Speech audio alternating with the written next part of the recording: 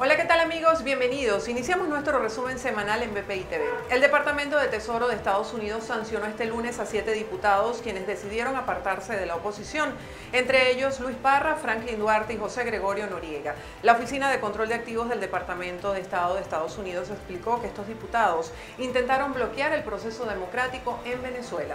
En otras noticias, con disparos, grupos de civiles armados impidieron a diputados ingresar al Parlamento el pasado miércoles, además de agredir a trabajadores de la prensa que cubrían la llegada de parlamentarios al Palacio Legislativo. También esta semana el diputado Alfonso Marquina presentó un audio en el que denunció que José Gregorio Noriega le ofreció $700.000 para que no votara a favor del presidente reelecto en la Asamblea Nacional, Juan Guaidó. Esto y más en nuestro resumen semanal.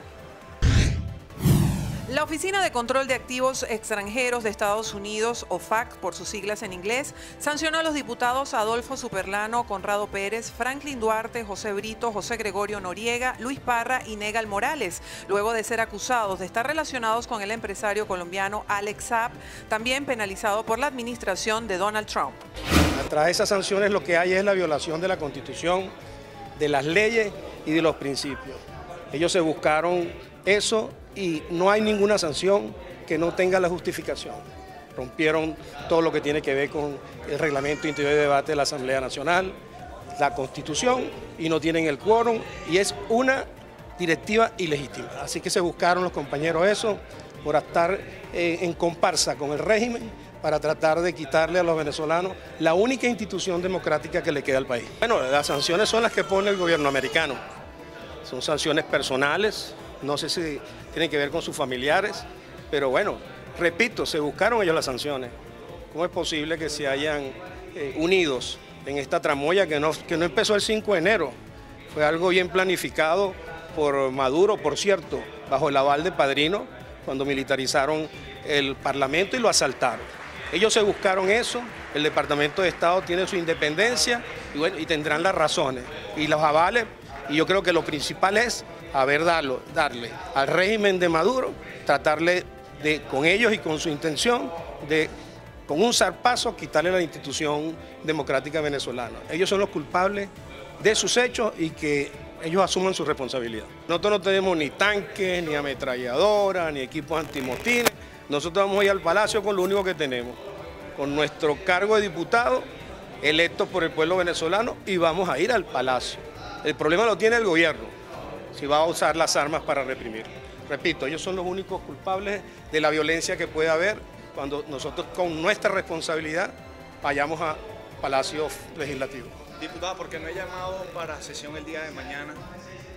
Bueno, pues se llama 24 horas antes, todavía estamos a tiempo. Pero la diputada Amelia Belisario dijo que no había convocatorias ahora, que habían otros planes. Bueno, hay que esperar a la Secretaría. La Secretaría es el órgano formal. El mes de diciembre fue de 33,1%. Repito, la inflación de diciembre de diciembre de 2019 fue de 33,1%. La de noviembre había sido 35%, es decir, nos mantenemos en una senda de alta inflación, por debajo del 50%, pero de alta inflación. Y la inflación al cierre del año, el acumulado, es de 7.374,4%.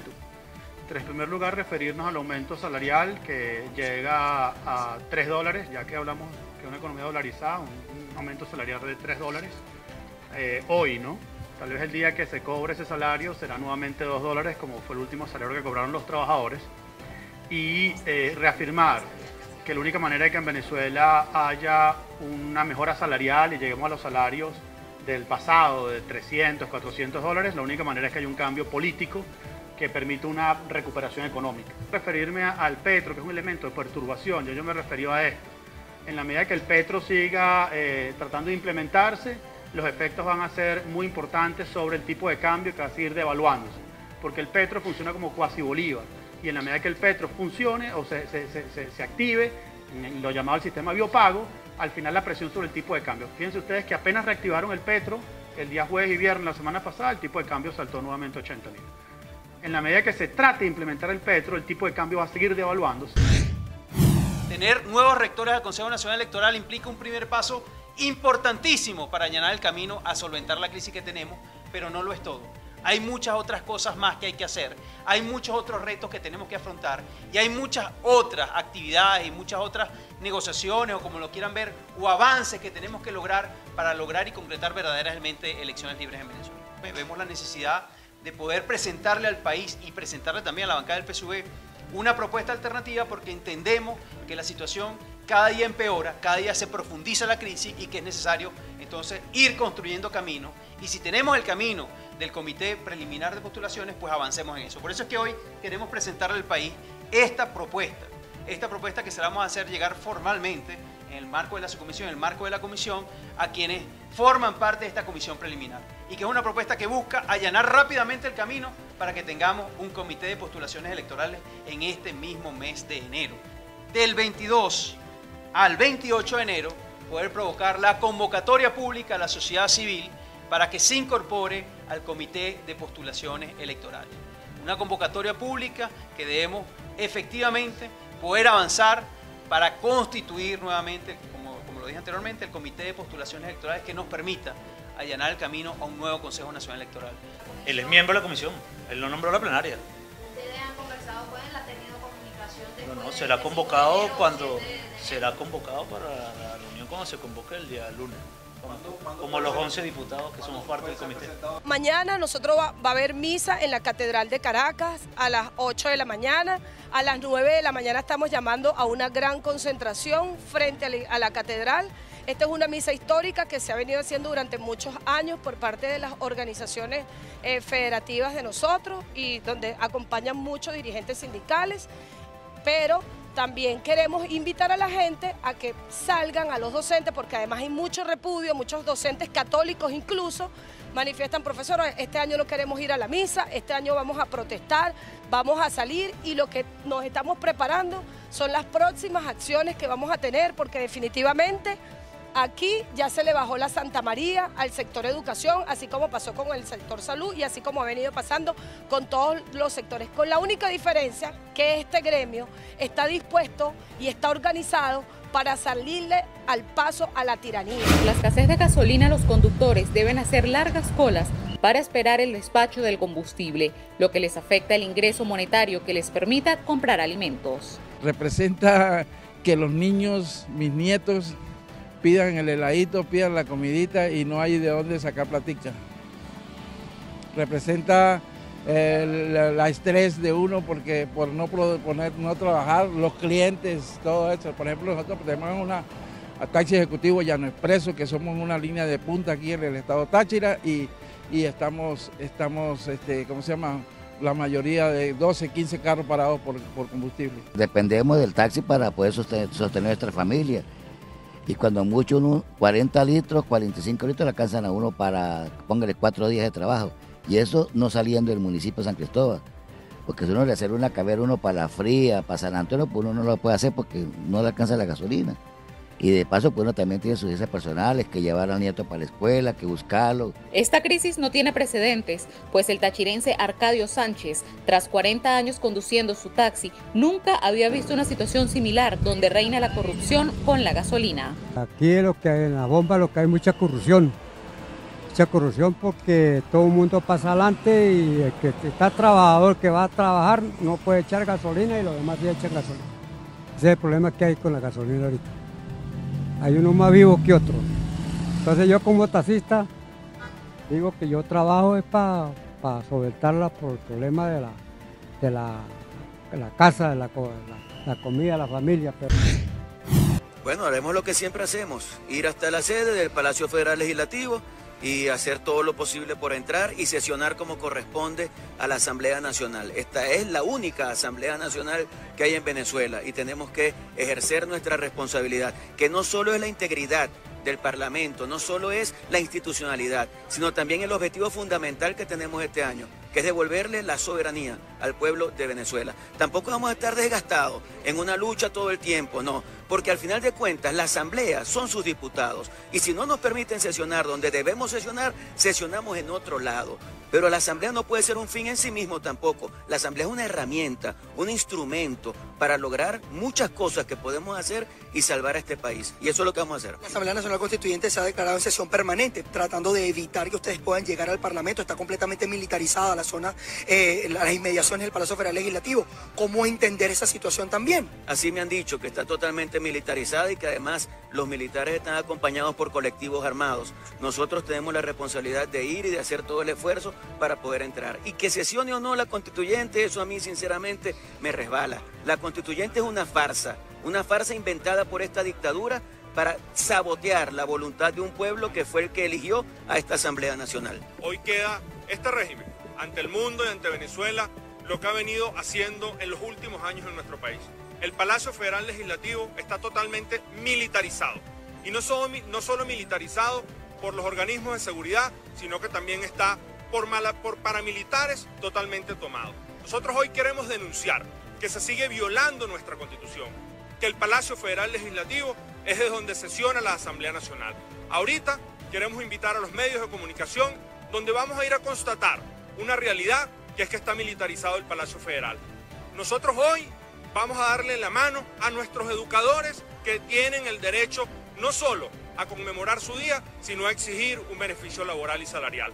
Hoy logramos observar que una vez más este régimen hace con grandes alaracas un aumento de salario mínimo o anuncia un salario mínimo poniéndose de espalda.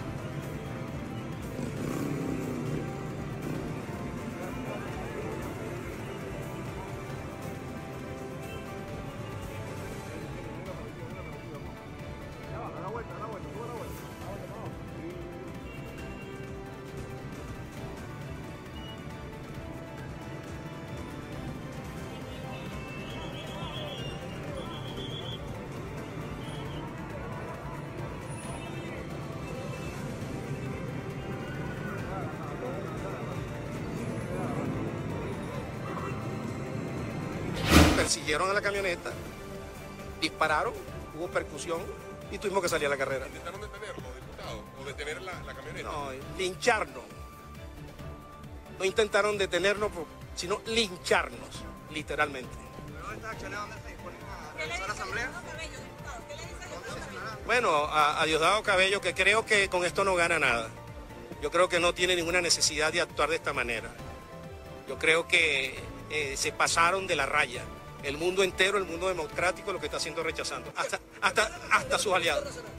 Pero que siga velando por los intereses del país. Esto no es un problema de los diputados, esto es un problema del país. No, y con sanciones, con más sanciones se puede solucionar. Bueno, no sé si con más sanciones, pero esto es un hecho que el mundo entero tiene que darse cuenta que aquí pasaron la raya, que hubo un atentado contra unos diputados con armas de fuego, y ahí está la prueba.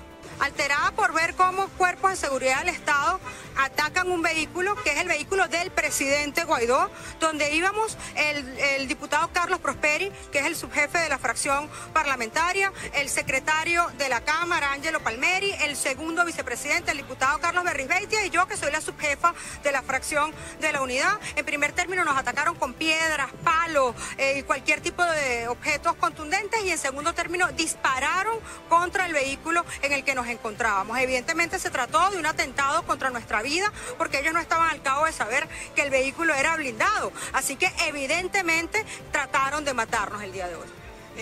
Prácticamente el Parlamento está secuestrado. ¿Cómo califica usted esta situación? Este secuestro que estamos viendo del Palacio Federal Legislativo no es solamente por parte de la Fuerza Armada Nacional, sino también por parte de los colectivos paramilitares que claramente han, en complicidad con la Fuerza Armada Nacional, tomado el Palacio Federal Legislativo. Eso lo acabamos de vivir ahorita, no solamente nosotros, la comisión que se iba trasladando a la Asamblea para coordinar el ingreso de los diputados a la sesión de hoy, junto con el jefe de fracción Carlos Prosperi y el segundo vicepresidente Carlos Berribetia. No solamente nos atacaron a nosotros, sino a todos los medios de comunicación que estaban alrededor de la caravana. Fueron agredidos, nosotros lo pudimos ver, tenemos videos de eso, pero... Porque lo dejaron pasar 2 puntos de control. Nos dejaron pasar justo hasta donde ellos querían que nosotros pasáramos. Eso estaba totalmente coordinado entre las fuerzas, estas supuestamente de seguridad del Estado, que deberían proteger a los ciudadanos, y estos colectivos armados paramilitares que atacaron la caravana. Esto fue totalmente planificado y orquestado porque detrás del piquete de la Policía Nacional Bolivariana estaban por lo menos 200 colectivos. No fue que tomaron militarmente, sino que conformaron una emboscada a parlamentarios, prensa libre, al presidente del Parlamento, al presidente encargado, a los vehículos donde se trasladaban cada uno de estos. Una emboscada. Lo presenció la prensa libre. Lograron pasar algunos puntos de seguridad y los emboscaron brutalmente. Objetos contundentes, disparos, detonaciones, como en algunos de los videos que ustedes recogieron, se escuchan, agredieron, robaron de nuevo. Hay un atentado claro hoy, no a los parlamentarios, a los maestros que están aquí hoy, a los venezolanos que quieren vivir mejor, que quieren recuperar su dignidad. Agredieron no solamente, insisto, a los parlamentarios, a hoy estos maestros que están aquí acompañándonos de manera violenta y brutal. Denunciamos hoy claramente al mundo. Venimos hoy a declarar claramente lo que está siendo un plan orquestado por Maduro y su combo.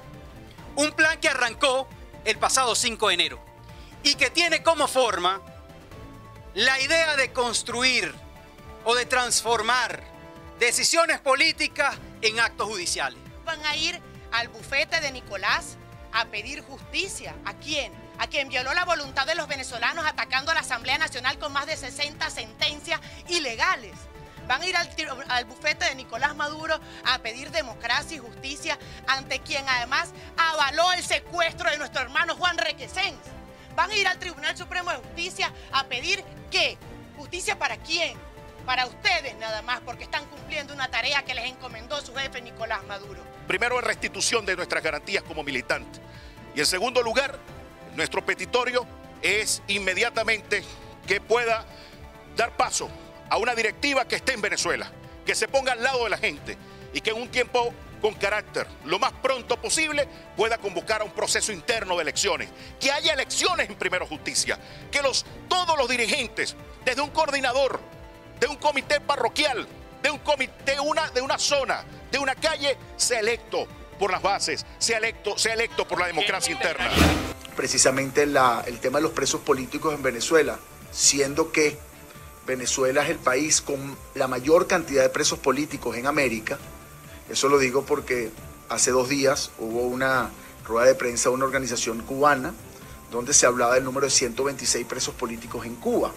Quiere decir que Venezuela supera en casi 4 veces el número de presos políticos que existen en Cuba, siendo Cuba uno de los países más represores también de América. Venezuela entonces pasa a ser el país más represor, al menos de toda América, y la represión no solo se limita a los ciudadanos venezolanos, sino también se incluyen allí ciudadanos europeos y también hasta ciudadanos de otros países de América. Asimismo, hacen un llamado a toda la comunidad europea a que reconozcan a los embajadores designados por el presidente Guaidó. De tal manera que también debemos agregar que hubo una moción oral que también fue aprobada esta mañana condenando el atentado de ayer, que nosotros sostenemos que evidentemente lo sufrimos nosotros, pero que también era contra el presidente Guaidó, y de ello ha habido ya un pronunciamiento por parte del Parlamento Europeo. De tal manera que todos estos ataques contra la Asamblea Nacional no hacen más que ratificar que así como nosotros estamos dispuestos a luchar todo lo que sea necesario para poder tener libertad en Venezuela, es evidente que en esta nueva etapa el régimen decidió quitarse definitivamente la máscara y actuar como lo que son, como unos dictadores, como unos sátrapas que están dispuestos a cualquier cosa por sostenerse en el poder. Habíamos señalado que no es la primera vez que esto sucede y sabemos que se pone en riesgo la vida de periodistas, la vida de personas que quieren acompañarlos. Pero nosotros, como lo ha hecho nuestro presidente Juan Guaidó, el próximo martes se está convocando sesión al Parlamento Nacional. Aquí debemos dejar claro que aquí no hay ninguna dos directivas de la Asamblea Nacional. Aquí hay una directiva que intenta usurpar un poder que no le corresponde y que no le compete porque violaron el Reglamento de Interior y Debate. La única directiva legítima fue la directiva elegida en el Nacional, además apegado a lo que establece el Reglamento de Interior y Debate. El artículo 27, numeral 3, dentro de las facultades del presidente de la República, está convocar sesiones fuera del Palacio Federal Legislativo. Ahí, apegados al artículo número 8, se hizo una votación nominal, donde cada quien donde se propuso una plancha y donde cada quien, con nombre y apellido, haciéndole el llamado, decía, sí voto por esta plancha, no voto por esa plancha. Yo creo que es necesario que tú te reúnas y que escuches, que trates de sacar la información, que eso que le estamos pidiendo a nuestros diputados que se protejan, también de alguna manera tú puedas garantizar con una información más precisa de quiénes están dirigiendo y sobre todo de quiénes están operando esta operación para nosotros tratar de garantizar que nuestros diputados se mantengan unidos. Yo asistí a esa reunión con un miembro de la Junta Directiva actual. Yo no podía creer lo que estaba pasando. Y me surgió la inquietud de que muchos, cuando yo lo contara, tampoco me lo iban a creer. Así que tomé la previsión, corriendo un riesgo muy alto, y que hoy pretenden incluso cobrarme. Hoy estoy siendo seriamente amenazado, mi integridad física y la de mi familia, que cualquier cosa que hoy le ocurra a un diputado, no solo a Alfonso Marquina o a su familia, sino a los diputados de la dignidad, que hoy están siendo amenazados, esto tiene un solo responsable. Y ese responsable es quien dirigía esa operación Alacrán, que insisto, como malandros de barrio, operaban por un lado mostrándote el dinero para comprarte y por otro lado mostrándote la cacha para amenazarte. Esta acta es una mentira total. Esta acta intenta hacer ver que se hizo una sesión con quórum y quienes allí estábamos fuimos testigos de que allí no hubo ninguna sesión. Allí no hubo verificación del quórum. Allí no hubo propuestas de candidaturas a presidencias o vicepresidencias. Allí no hubo votación. Allí no hubo constatación de la votación. Allí no hubo ninguna sesión. ¿A dónde vamos a llevar los documentos? A las instancias internacionales, le vamos a entregar a toda la prensa las pruebas. Lo más importante de todo esto es que desde el 5 teníamos la razón. Lo que le habíamos dicho al país y al mundo es que no cuentan con el quórum para tener ninguna directiva legal y que no hubo el debido proceso, y aquí están las pruebas originales. Ya tenemos que por primera vez en la historia del Hospital JM de Los Ríos, desde hace 55 años aproximadamente, cuando comenzó el servicio de hematología a funcionar en los más de 70 años que tiene el hospital, está cerrado, porque no hay forma de pasar ni siquiera la consulta, no hay manera de hacer diagnóstico. Entonces los niñitos con problemas hematológicos, cáncer en la sangre, pues no pueden ser tratados en el JM de Los Ríos, un hospital emblemático. Si los 301 hospitales están en lockout, en cada uno de esos hospitales, por ejemplo el tipo 4, que es máximo y tienen para atender las patologías de más alta complejidad, están todos los servicios especializados y no funcionan. Nosotros no vamos a decir que están cerrados, pero no funcionan.